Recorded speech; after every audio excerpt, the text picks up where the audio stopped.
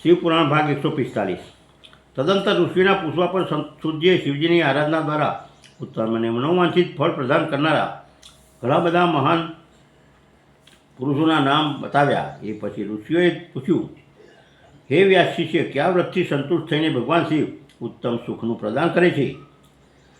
સૂર્યએ કહ્યું, હે મહર્ષિઓ, તમે જે કોઈ પૂછ્યું છે તે વાત કોઈ સમયે બ્રહ્મા, વિષ્ણુ અને પાર્વતીએ ભગવાન શિવને પૂછી હતી। એના ઉત્તરમાં શિવજીએ જે કહ્યું એ હું તમને કહી રહ્યો છું।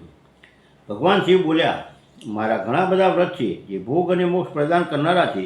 આમાં મુખ્ય 10 વ્રત છે જેને જાંબાલ શ્રુતિના વિદ્વાન 10 ક્ષેત્રવ્રત કહે છે।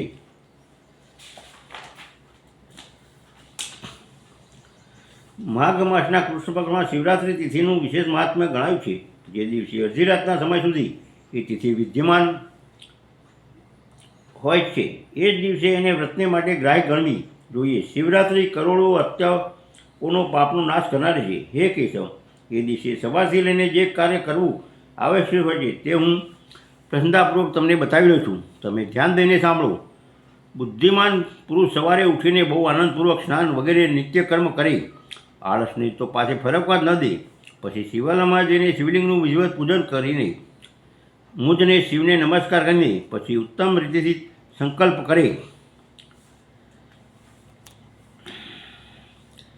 દેવદેવ મહાદેવ નીલકંઠ નમોસ્તુતે, કર્મમિચ્છુ મહાદેવ શિવરાત્રિ વ્રત તવ પ્રભાવ દેવેગ્ન નિર્વિઘ્ને ભગવદિતિ કામાદ્યા શત્રવો વે પીડા કુવંતુ નહીં। હે દેવદેવ, હે મહાદેવ, હે નીલકંઠ, આપને નમસ્કાર છે। હે દેવ, હું આપના શિવરાત્રિ વ્રતનું અનુષ્ઠાન કરવા ચાહું છું।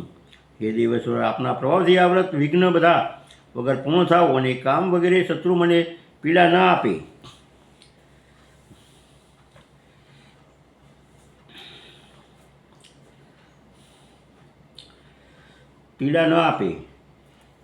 પ્રાર્થના અર્થે વિસર્જન। નિયમો વો મહાદેવ કૃતચેવ તદાત્તય વિસૃજ્યન મહાસ્વામીન વ્રત જાતું નમ વ્રતનાનેન દેવેશ યથાશક્તિના કૃતે ચ સંતુષ્ટો વ્યગ્ર સર્વાદ કૃપા ચ પરિપરી। હે મહાદેવ, આપની આજ્ઞાથી મેં જે વ્રત ગ્રહણ કર્યું હતું તે સ્વામી એ પરમ ઉત્તમ વ્રત પૂર્ણ થઈ ગયું, માટે હવે એનું વિસર્જન કરું છું। હે દેવેશ સર્વ, યથાશક્તિ કરેલા આ વ્રતથી આપ આજે મજ પર કૃપા કરીને સંતુષ્ટ થાવ। ત્યાર પછી શિવને પુષ્પાંજલિ સમર્પિત કરીને વિધિપૂર્વક દાન આપે। પછી શિવજીને નમસ્કાર કરીને સત્ય સંબંધી નિયમનું વિસર્જન કરી દે। પોતાની શક્તિ અનુસાર શિવભક્ત બ્રાહ્મણો વિશેષ સંન્યાસીઓને ભોજન કરાવીને પૂર્ણ થતાં સંતુષ્ટ કરીને પોતે પણ ભોજન કરે।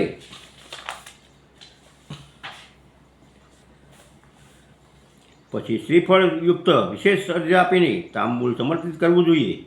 તદંતર નમસ્કાર અને ધ્યાન ધરીને ગુરુએ આપેલા મંત્રનો જપ કરી, મંત્ર ન હોય તો પંચાક્ષર મંત્રના જપથી ભગવાન શંકરને સંતુષ્ટ કરવા જોઈએ।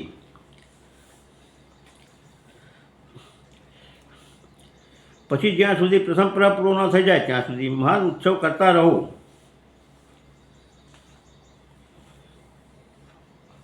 હે સુખદાયક કૃપાનિધાન શિવ, હું આપનો છું। મારા પ્રાણ આપમાં જ લાગેલા છે અને મારું ચિત્ત સદા આપનું ચિંતન કરે છે। આવું જાણીને આપ જેવું ઉચિત સમજો એવું જ કરજો। હે ભૂતનાથ, મેં જાણે કે અજાણે જે જપ અને પૂજન વગેરે કર્યા છે એને સમજીને દયાસાગર હોવાને કારણે તમે મુજ પર પ્રસન્ન થાવ। એ ઉપવાસ વ્રતથી જે ફળ થયું હોય એનાથી જ સુખદાયક ભગવાન શંકર મુજ પર પ્રસન્ન થાવ। હે મહાદેવ, મારા કુળમાં સદા આપનું ભજન થતું રહે। જ્યાં સુધી આપ કુળદેવતા ન હો એ કુળમાં ક્યારેય મારો જન્મ ન હો। સૂર્ય કહે છે, હે મહર્ષિઓ, ભગવાન શિવનું આ અત્યંત નિષ્કારક અને અદ્ભુત વચન સાંભળીને શ્રી વિષ્ણુ પોતાની ધામે ચાલ્યા ગયા। એ પછી આ ઉત્તમ વ્રતના પોતાના ચાહક વર્ગમાં પ્રચાર થયો। એ કોઈ સમયે કે નારદજીએ ભોગ અને મોક્ષ આપનાર આ દિવ્ય શિવરાત્રિ વ્રતનું પાલન વર્ણન કર્યું હતું। ભાગ 145 પૂરો।